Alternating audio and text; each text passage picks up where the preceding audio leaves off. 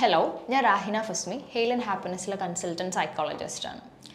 നമുക്ക് പുതിയൊരു സ്ഥലത്തോട്ട് പോകുമ്പം അതായത് നമുക്ക് ഇതുവരെ പരിചയമില്ലാത്തൊരു സ്ഥലം, കുറേ പരിചയമില്ലാത്ത ആൾക്കാർ, അങ്ങനെയൊക്കെയുള്ള ഒരു പുതിയ എൻവയോൺമെൻറ്റിലോട്ട് പോകുന്ന സമയത്ത് പല ആൾക്കാർക്കും കുറച്ച് പ്രയാസം ഉണ്ടാവാറുണ്ട്. ആ ഒരു സ്ഥലത്തോട് അഡാപ്റ്റ് ചെയ്യാൻ കുറച്ച് ബുദ്ധിമുട്ടുണ്ടാവാറുണ്ട്. ആ ആളുകളോടൊക്കെ മിങ്കിളാവാൻ കുറച്ച് പ്രയാസം, കുറച്ച് ദിവസം അല്ലെങ്കിൽ കുറച്ച് സമയത്തോട്ടൊരു പ്രയാസം ഉണ്ടാവാറുണ്ട്. അപ്പോൾ നമ്മൾ വേറെ ഒരു എക്സാമ്പിൾ നോക്കുകയാണെങ്കിൽ പുതിയൊരു ഷോപ്പിലോട്ട് പോവുകയാണെങ്കിൽ പോലും ചിലപ്പോൾ എന്ത് ചെയ്യും, നമുക്ക് പരിചയമില്ലാത്തൊരു ഏരിയ ആണെന്നുണ്ടെങ്കിൽ ചെറിയൊരു പ്രയാസം ചില ആളുകളിലൊക്കെ കാണാറുണ്ട്. അത് വളരെ നോർമലായിട്ട് പല മനുഷ്യന്മാർക്കും ഉണ്ടാകുന്ന ഒരു കാര്യമാണ്.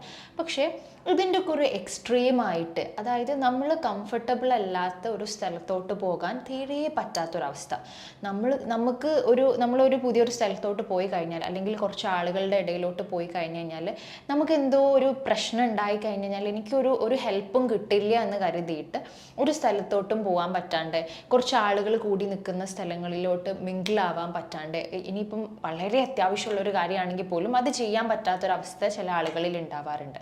അപ്പം നമ്മൾ വിചാരിക്കും ഇതൊരു സോഷ്യൽ ആങ്സൈറ്റീൻ്റെ ഭാഗമല്ലേ എന്നുള്ളത്. അപ്പോൾ ഇവിടെ നമ്മൾ നോക്കേണ്ട സമയത്ത് സോഷ്യൽ ആങ്സൈറ്റി എന്ന് പറയുന്ന സമയത്ത് നമ്മൾ കുറച്ച് ആളുകളെ മുന്നിൽ പോയിട്ട് നിന്നിട്ട് എന്തെങ്കിലും കാര്യം പ്രസൻറ്റ് ചെയ്യുന്ന സമയത്ത്, അല്ലെങ്കിൽ കുറച്ച് ആളുകളോട് ഒന്ന് നന്നായിട്ട് സംസാരിക്കാൻ വിചാരിക്കുന്ന സമയത്ത് നമ്മളിൽ എന്തെങ്കിലും മിസ്റ്റേക്സ് ഉണ്ടാവുമോ, എൻ്റെ ഭാഗത്ത് എന്തെങ്കിലും തെറ്റ് പറ്റുമോ, ഇനിയിപ്പോൾ അവരെന്നെ മോശമായിട്ട് വിചാരിക്കുമോ, ഞാൻ അങ്ങനെ പറഞ്ഞത് ശരിയാവുമോ, അല്ലെങ്കിൽ അത് അവർക്ക് ഇഷ്ടപ്പെടുമോ എന്നൊക്കെയുള്ള ഒരുപാട് വേവലാതികളെ കൊണ്ടാണ് പലപ്പോഴും സോഷ്യൽ ആങ്സൈറ്റി ഫോം ചെയ്യാറുള്ളത്.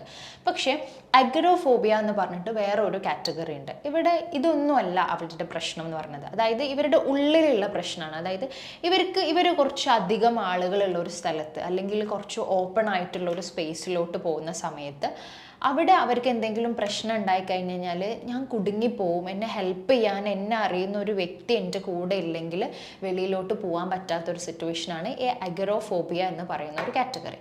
നമ്മൾ നോക്കുന്ന സമയത്ത് നമ്മൾ മനുഷ്യന്മാരാണ്, നമുക്ക് കുറച്ച് ആളുകൾ കൂടി നിൽക്കുന്ന സ്ഥലത്തോട്ട് പോകേണ്ടി വരും, സാധനങ്ങൾ വാങ്ങാൻ ഷോപ്പിലോട്ട് പോകേണ്ടി വരും, അതല്ലെങ്കിൽ ചിലപ്പം ഒരു ഫിലിം കാണണമെങ്കിൽ ഒരു തിയേറ്ററിൽ പോകേണ്ടി വരും. അങ്ങനെ നമ്മൾ മനുഷ്യന്മാരായതുകൊണ്ട് തന്നെ കുറച്ചധികം ആളുകളുള്ള വളരെ ഓപ്പൺ ആയിട്ടുള്ള സ്പേസിലോട്ടൊക്കെ നമ്മൾ പോകേണ്ട സിറ്റുവേഷൻസ് നമുക്ക് നിർബന്ധിതരാവുന്ന പല ഘട്ടങ്ങളും ഉണ്ടാവാറുണ്ട്.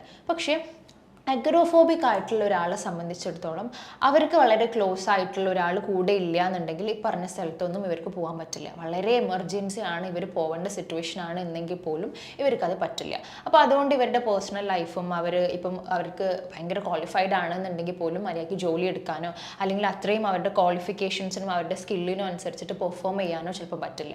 പിന്നെ അവരുടെ റിലേഷൻഷിപ്സിലൊക്കെ എന്താ ഉണ്ടാവും, ഇത് ഇഷ്യൂസ് ഉണ്ടാക്കും. കാരണം ഇവരെ സംബന്ധിച്ചിടത്തോളം ഇവർ ഭയങ്കര ക്ലിങ്ങി ആയിരിക്കും, ഇവർ ഭയങ്കര ഡിപ്പെൻഡൻ്റ് ആയിരിക്കും.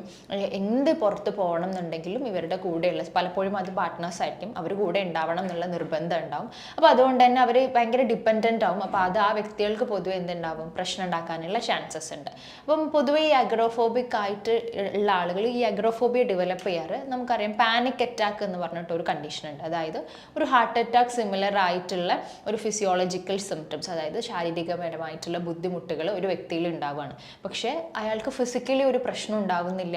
ഇത് ഇടയ്ക്കിടയ്ക്ക് ഇങ്ങനെ സംഭവിച്ചുകൊണ്ടിരിക്കുന്നതാണ് പാനിക് അറ്റാക്ക് എന്ന് പറയുന്നത്. അപ്പം ഇപ്പോൾ ഒരാൾ ഒരു ബസ്സിൽ പോയ സമയത്തോ അല്ലെങ്കിൽ ഒരു ഷോപ്പിംഗ് മാളിൽ പോയ സമയത്തോ ആണ് ഇയാൾക്ക് ഈ പാനിക് അറ്റാക്ക് ഉണ്ടായിട്ടുണ്ടെന്നുണ്ടെങ്കിൽ ഇയാൾക്ക് പിന്നീട് അതേ സ്ഥലത്തോട്ട് അതേ സ്പേസിലോട്ട് പോകാൻ കുറച്ച് പ്രയാസമായിരിക്കും. അയാളുടെ മൈൻഡ് ആ ഒരു സ്ഥലത്തെത്തിയാൽ എനിക്ക് ഇനി ഇതും ഉണ്ടാവുമോ എന്നുള്ളൊരു ടെൻഷൻ ഇങ്ങനെ ഡെവലപ്പ് ചെയ്യാനും ആങ്സൈറ്റി ഡെവലപ്പ് ചെയ്യാനുള്ള ചാൻസസ് ഉണ്ട്. അപ്പം പാനിക് അറ്റാക്കിൻ്റെ കൂടെ പലപ്പോഴും അഗ്രോഫോബിയ ഉണ്ടാവാറുണ്ട്. അതല്ലാണ്ടും ഈ പറഞ്ഞ പോലെ അഗ്രോഫോബിയ മാത്രം ചില ആളുകളിൽ ഡെവലപ്പ് ചെയ്യാറുണ്ട്. അതായത് കുറച്ച് ഓപ്പൺ ആയിട്ടുള്ള സ്പേസിലോട്ട് പോകാൻ പറ്റുന്നില്ല, അവർ കംഫർട്ടബിൾ അല്ലാത്ത സ്ഥലത്തോട്ട് പോകാൻ പറ്റുന്നില്ല, കുറച്ചധികം ആളുകളുള്ള സ്ഥലത്തോട്ട് പോകാൻ പറ്റുന്നില്ല, ഇവർക്ക് എന്തെങ്കിലും പ്രശ്നം ഉണ്ടായി കഴിഞ്ഞ് കഴിഞ്ഞാൽ ഒരു ഹെൽപ്പ് കിട്ടില്ല, അവരവിടെ ബുദ്ധിമുട്ടിലായി പോകും എന്നുള്ള വലിയൊരു കൺസേൺ ആണ്.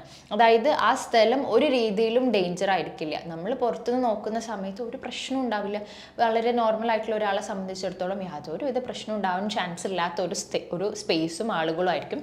പക്ഷേ ഇവരത് ഭയങ്കര കാറ്റസ്ട്രോഫിക്കലി കാണുക എന്ന് വെച്ച് കഴിഞ്ഞാൽ ഭയങ്കര ഭീതിജനകമായിട്ടാണ് ഇവർ ആ സിറ്റുവേഷനെ നോക്കി കാണുന്നത് എന്നുള്ളതാണ് അതിൻ്റെ ഒരു പ്രത്യേകത. അതുകൊണ്ടാണ് ഇവർക്ക് ആ ഒരു സ്പേസിലോട്ട് പോകാൻ പറ്റാത്തത്.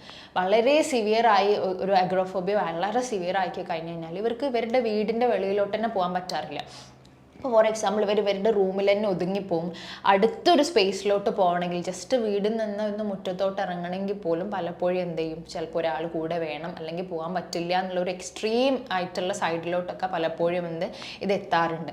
ഇപ്പോൾ നമ്മൾ മിക്ക ആൻസൈറ്റി ഡിസോർഡേഴ്സിനെ പോലെ തന്നെ ഈ അഗോറഫോബിയയിൽ ഉണ്ടാകുന്ന മേജർ ആയിട്ടുള്ള ഒരു കാര്യം എന്ന് വെച്ച് കഴിഞ്ഞാൽ ഇവരുടെ ശരീരത്തിൽ ഉണ്ടാകുന്ന ചെറിയ ചെറിയ മാറ്റങ്ങളിൽ ഭയങ്കരമായിട്ട് കോൺസെൻട്രേറ്റ് ചെയ്യും. ഹൈപ്പർ സെൻസിറ്റിവിറ്റി ആയിരിക്കും. അതായത് ഇപ്പോൾ ഒരു സ്ഥലത്തോട്ട് പോകുന്ന സമയത്ത് ചെറുതായിട്ടൊന്ന് ഹാർട്ട് ബീറ്റ് കൂടിയാലോ അല്ലെങ്കിൽ എന്തെങ്കിലും ശാരീരികപരമായിട്ട് എന്തെങ്കിലും ചെറിയ ബുദ്ധിമുട്ട്, ചിലപ്പോൾ കൈയൊക്കെ നോർമലി ജസ്റ്റ് ഒന്ന് വിറക്കാനൊക്കെ ചാൻസ് ഉണ്ട്. അപ്പോൾ പുതിയൊരു സ്ഥലത്തോട്ടൊക്കെ നമ്മൾ പോകുന്ന സമയത്ത് ചെറിയ ബുദ്ധിമുട്ടുണ്ടാവും. അപ്പം ഇവർ നോർമലി ഒരാൾ നോക്കി കാണുന്നതിനേക്കാൾ ഫോക്കസ് കൊടുത്തിട്ട് ഇവർ നോക്കി കാണുന്നത് കൊണ്ട് ഇവർക്കത് വലിയ പ്രശ്നമായിട്ട് ഫീൽ ചെയ്യും. എനിക്കെന്തോ പ്രയാസം ഉണ്ടാവുന്നുണ്ട്, എനിക്കെന്തോ ബുദ്ധിമുട്ടുണ്ടാവുന്നുണ്ട്, ഈ ചുറ്റിലുള്ള ഒരു മനുഷ്യനെ എനിക്കറിയില്ല, എനിക്കിവിടെ ഒരു രീതിയിലും ഹെൽപ്പ് കിട്ടില്ല, ഞാൻ പ്രയാസത്തിലാവും, ഞാൻ ബുദ്ധിമുട്ടിലാവും എന്ന് മനസ്സിലാക്കിയതുകൊണ്ട് ഇവർ ഗ്രാജ്വലി എന്താ ചെയ്യുക വെച്ച് കഴിഞ്ഞാൽ ഈ പറഞ്ഞ സിറ്റുവേഷൻസിലോട്ടൊന്നും പോവാണ്ടാവും. കംപ്ലീറ്റ്ലി വീട്ടിൽ ഒറ്റയ്ക്ക് ഇങ്ങനെ ഇരിക്കുന്ന ഒരു സിറ്റുവേഷൻ ആവും, വെളിയിലോട്ട് ഇറങ്ങാണ്ടാവും, പുതിയ റിലേഷൻസ് ഫോം ചെയ്യുക. അപ്പോൾ സോഷ്യലി ഇവർക്ക് ബുദ്ധിമുട്ടുണ്ടാവും, വർക്ക് ലൈഫും ഭയങ്കര പ്രയാസം ഉണ്ടാവുന്ന രീതിയിലോട്ട് പലപ്പോഴും എത്താറുണ്ട്. ഇതാണ് ഒരു അഗോറഫോബിക് ആയിട്ടുള്ള ഒരാളെ സംബന്ധിച്ചിടത്തോളം ഏറ്റവും കൂടുതൽ ഉണ്ടാവുന്ന ബുദ്ധിമുട്ട്. നമ്മൾ സോഷ്യൽ ആൻസൈറ്റിയിൽ ഉണ്ടാവുന്ന പോലെ തന്നെ ഇവർ അവോയ്ഡ് ചെയ്യും സിറ്റുവേഷൻസ് ഒക്കെ, പക്ഷേ ഇവർക്ക് ബാക്കിയുള്ളവർ എന്തെങ്കിലും വിചാരിക്കുമോ എന്നുള്ള തോട്ടല്ല വരുന്നത്. പകരം ഇവർക്ക് അങ്ങനെ കുറച്ച് ഓപ്പൺ ആയിട്ടുള്ള കുറച്ച് ആളുകളുള്ള സ്പേസിലോട്ട് പോകാൻ പറ്റാത്ത, ഞാൻ ബുദ്ധിമുട്ടാവും എന്നുള്ള രീതിയിൽ ടെൻഡൻസീസും കാര്യങ്ങളായിരിക്കും ഇവർക്ക് വരുന്നുണ്ടാവുക എന്നുള്ളതാണ്. ഇപ്പോൾ ഈ അഗോറഫോബിയ നമ്മളിപ്പോൾ ഞാൻ നേരത്തെ പറഞ്ഞു പാനിക് അറ്റാക്കിൻ്റെ കൂടെ വരാറുണ്ട് എന്നുള്ള. അപ്പോൾ ഇത്തരത്തിൽ വേറെ സൈക്കോളജിക്കൽ ഡിസോർഡേഴ്സിൻ്റെ കൂടെ ഇത് ഡെവലപ്പ് ചെയ്യാറുണ്ട്. ഇപ്പോൾ ഡിപ്രഷനും വേറെ ആങ്സൈറ്റി ഡിസോർഡേഴ്സിനൊക്കെ കൂടെ, ഇപ്പോൾ പ്രത്യേകിച്ച് നമ്മൾ GAD എന്നൊക്കെ പറഞ്ഞിട്ട് ജനറലൈസ്ഡ് ആങ്സൈറ്റി ഡിസോർഡേഴ്സ് ഒക്കെ ഉണ്ട്. എന്ന് വെച്ച് കഴിഞ്ഞാൽ എന്തിനും ഏതിനും ആങ്സൈറ്റി ഫോം ചെയ്യാണ്. ചെറിയ ചെറിയ ലൈറ്റായിട്ടുള്ള കാര്യങ്ങൾക്ക് വരെ ആങ്സൈറ്റി ഫോം ചെയ്യുന്ന ഒരവസ്ഥ. അപ്പോൾ ഇത്തരത്തിലുള്ള വേറെ സൈക്കോളജിക്കൽ ഡിസോർഡേഴ്സിൻ്റെ കൂടെ ഈ അഗോറഫോബിയ വരുന്ന സമയത്ത് അത് കുറച്ചും കൂടെ വല്ലാണ്ട് പ്രശ്നത്തിലാവും. അവരെ സംബന്ധിച്ചിടത്തോളം ഒരു സമാധാനം ഉണ്ടാവില്ല എന്ന് പറയുന്ന അവസ്ഥയായിരിക്കും. കാരണം എപ്പോഴും ആങ്സൈറ്റിയാണ്, വെളിയിലോട്ട് ഇറങ്ങാൻ പറ്റുന്നില്ല, സ്വാഭാവികപരമായിട്ട് നമ്മൾ ചെയ്യുന്ന വളരെ നോർമലായിട്ട് നമുക്ക് അത്യാവശ്യമായിട്ട് ചെയ്യേണ്ട പല കാര്യങ്ങളും ചെയ്യാൻ പറ്റുന്നില്ല. ഇത്തരത്തിൽ ലൈഫ് അങ്ങോട്ട് സ്റ്റക്കായി പോകുന്ന, എപ്പോഴും ആങ്ഷ്യസ് ആവുന്ന, എപ്പോഴും ടെൻഷൻ ആവുന്ന, എനിക്ക് എന്തെങ്കിലും പറ്റുമോ എന്നൊക്കെ ഉള്ള പേടി മാത്രമായിട്ട് അവരുടെ ലൈഫ് അങ്ങനെ മുന്നോട്ട് കൊണ്ടുപോകാറാണ് പലപ്പോഴും ചെയ്യാറുള്ളത്. ഇപ്പം ഞാൻ നേരത്തെ പറഞ്ഞു, നമ്മൾ ഒരു മനുഷ്യന് നോർമലി ചെയ്യേണ്ട പല കാര്യങ്ങളുണ്ടാവും. നമ്മൾ ചിലപ്പോൾ ഒരു പബ്ലിക് ട്രാൻസ്പോർട്ട്, അതായത് ബസ്സിൽ നമ്മൾ യാത്ര ചെയ്യേണ്ടി വരും. എന്തെങ്കിലും സാധനം വാങ്ങുന്ന, ഇപ്പോൾ തിരക്കാണ്, നമ്മൾ ബില്ല് ചെയ്യുന്ന സ്ഥലത്ത് തിരക്കാണെന്നുണ്ടെങ്കിൽ നമ്മൾ ചിലപ്പോൾ കുറച്ച് നേരം കുറച്ച് ആളുകളെ കൂടെ ലൈനിലൊക്കെ നിൽക്കേണ്ട സിറ്റുവേഷൻസ് ഒക്കെ ഉണ്ടാവും. ഇതൊരു മനുഷ്യൻ്റെ ലൈഫിൽ നോർമലി സംഭവിക്കുന്ന, നമ്മൾ കടന്നു പോകേണ്ട സിറ്റുവേഷൻസ് ആണ്. പക്ഷേ ഇങ്ങനെയുള്ള ആളുകളെ സംബന്ധിച്ചിടത്തോളം ഈ പറഞ്ഞ കാര്യങ്ങളൊന്നും ഇവർക്ക് ചെയ്യാൻ പറ്റില്ല. ഈ ഒരു സിറ്റുവേഷനിൽ എത്തിക്കഴിഞ്ഞ് കഴിഞ്ഞാൽ അവരുടെ തന്നെ കൺട്രോൾ വിട്ടു പോവോ, അവർക്കൊന്നും ചെയ്യാൻ പറ്റാണ്ടാവോ, എനിക്ക് കൺട്രോൾ ചെയ്യാൻ പറ്റാണ്ടാവോ, ഞാനൊരു പ്രശ്നത്തിലാവോ എന്നുള്ള വല്ലാത്തൊരു ടെൻഷനും വല്ലാത്തൊരു ആങ്സൈറ്റി ഒക്കെ ആയിരിക്കും ഇവർക്ക് ഫോം ചെയ്യുന്നുണ്ടാവുക എന്നുള്ളതാണ്. അപ്പം നോർമലി ഒരു സാധനം വാങ്ങാൻ പോവുകയാണെന്നുണ്ടെങ്കിൽ ബില്ലടക്കാൻ നേരത്ത് ക്യൂവിൽ നിൽക്കാൻ പറ്റില്ല, കുറച്ച് ആൾക്കാർ കൂടി നിൽക്കുന്ന ഒരു സ്പേസിൽ എന്തെങ്കിലും സാധനം പോയി വാങ്ങാൻ പറ്റില്ല. അല്ലെങ്കിൽ ഇപ്പോൾ നമ്മൾ വർക്ക് ചെയ്യുന്ന ഒരു സിറ്റുവേഷൻ ആണെന്നുണ്ടെങ്കിൽ ഓട്ടോമാറ്റിക്കലി ചിലപ്പോൾ നമ്മളൊരു ഓപ്പൺ ആയിട്ടുള്ള സ്പേസിൽ നിന്നിട്ട് കുറേ മീറ്റിങ്ങും കാര്യങ്ങളൊക്കെ അറ്റൻഡ് ചെയ്യേണ്ടി വരും. അപ്പോൾ ഇവരെ സംബന്ധിച്ചിടത്തോളം ഇതൊന്നും ഇവർക്ക് ചെയ്യാൻ പറ്റില്ല.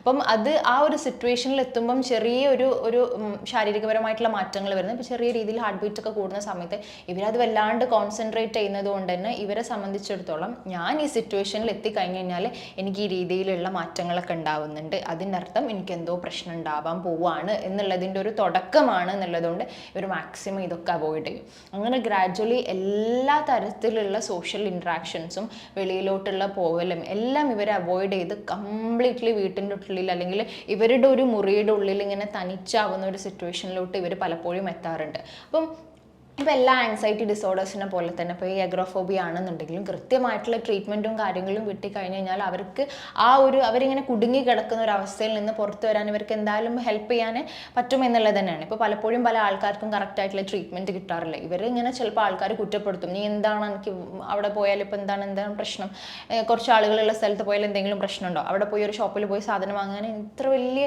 ഭയങ്കര കാര്യമൊന്നുമല്ല, ഒരുപാട് സ്കില്ല് വേണ്ട കാര്യമൊന്നുമല്ല, അവിടെ പോയി സാധനം വാങ്ങിയിട്ട് വന്നാൽ പോരെ, അല്ലെങ്കിൽ ജോലി ചെയ്യുന്ന സ്ഥലത്ത് അങ്ങനെ മീറ്റിംഗ് ഉണ്ടെങ്കിൽ എന്താണ് പ്രശ്നം എന്നുള്ള രീതിയിലായിരിക്കും ആളുകൾ നോക്കി കാണുന്നുണ്ടാവുക.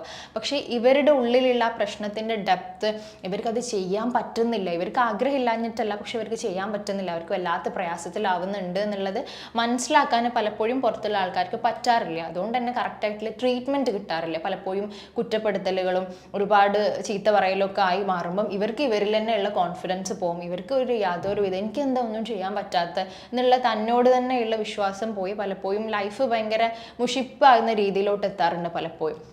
അപ്പോൾ പല ആളുകളിലും സൂയിസൈഡൽ ടെൻഡൻസീസും കാര്യങ്ങളൊക്കെ കാണിക്കാറുണ്ട് ഇതൊരു എക്സ്ട്രീം എൻറ്റിറ്റിയിലോട്ടൊക്കെ എത്തുന്ന സമയത്ത്. അപ്പോൾ കൃത്യമായിട്ടുള്ള ഒരു മെൻ്റൽ ഹെൽത്ത് എക്സ്പേർട്ടിൻ്റെ സപ്പോർട്ടും കൃത്യമായിട്ടുള്ള സൈക്കോ തെറാപ്പീസിലൂടെ ഒക്കെ പോയി കഴിഞ്ഞ് കഴിഞ്ഞാൽ ഇത് നമുക്ക് മാറ്റാൻ പറ്റാവുന്ന ഒരു സിറ്റുവേഷൻ തന്നെയാണ്. പക്ഷേ പല ആളുകൾക്കും ട്രീറ്റ്മെൻറ്റ് കറക്റ്റായിട്ടുള്ള സമയത്ത് കിട്ടാറില്ല. അപ്പോൾ അത് അങ്ങോട്ട് ഒരു ഇൻറ്റൻസ് ആയിട്ടുള്ള ലെവലിലോട്ട് മാറാറാണ് കൂടുതലായിട്ടും ഉണ്ടാവാറുള്ളത്. വേറൊരു സൈക്കോളജി റിലേറ്റഡ് ആയിട്ടുള്ള വീഡിയോ ആയിട്ട് നമുക്ക് വീണ്ടും കാണാം. താങ്ക്